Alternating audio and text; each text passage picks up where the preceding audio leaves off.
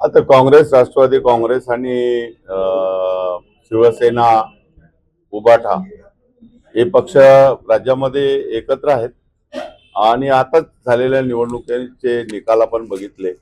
एक धक्कादायक त्या ठिकाणी निकाल आहे. तर असं वाटते की धर्मनिरपेक्ष विचारांची माणसं त्या ठिकाणी एकत्र आले पाहिजे आणि या म्हणजे महाराष्ट्राच्या महानगरपालिकेमध्ये ही सगळी मंडळी जशी अगोदर सत्तेमध्ये आली, तर महानगरपालिकेमध्ये सुद्धा सत्तेमध्ये येऊ शकते.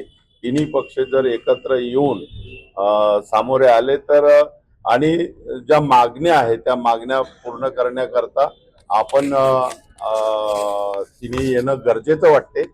तर त्यामध्ये मग आता रिपब्लिकन पक्षाचे गट असो किंवा अन्य दुसऱ्या पक्षाचे गट, ते सगळी मंडळी एकत्र जर आली या महापालिकेमध्ये आम्ही बघत होतो की रिपब्लिकन पक्षाचा त्या ठिकाणी महापौर असायचा आणि मग त्यावेळेस काँग्रेस सत्तेत नव्हती, परंतु ही सगळी माणसं एकत्र यावी त्यासाठी प्रयत्न आहे. त्या ठिकाणी नागपूर परिवर्तन मोर्चा त्यांनी केलेला आहे. त्यांचे काही उमेदवार आमच्या पण पक्षाच्या लोकांनी त्यांचा विचार करावा, जेणेकरून चांगले उमेदवार निवडण्या ज्या इलेक्टिव्ह मेरिट ज्या उमेदवारामध्ये आहे त्या तशी माणसं जर असेल तर ती सुद्धा निवडणूक मध्ये जिंकून येऊ शकतात.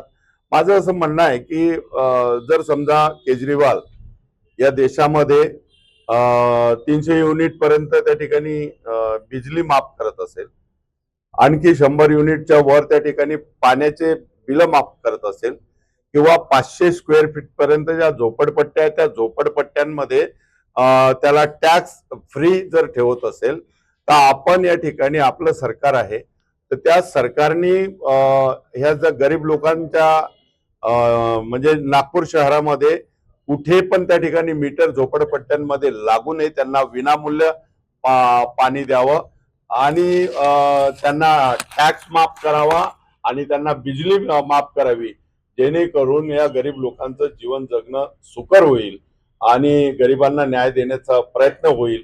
त्याकरता माझा प्रयत्न राहील की ज्या झोपडपट्ट्या आहेत त्यामध्ये फारच पाण्याचे बिल येत आहेत, इलेक्ट्रिकचे बिल येत आहेत आणि टॅक्स पण जास्त येत आहेत.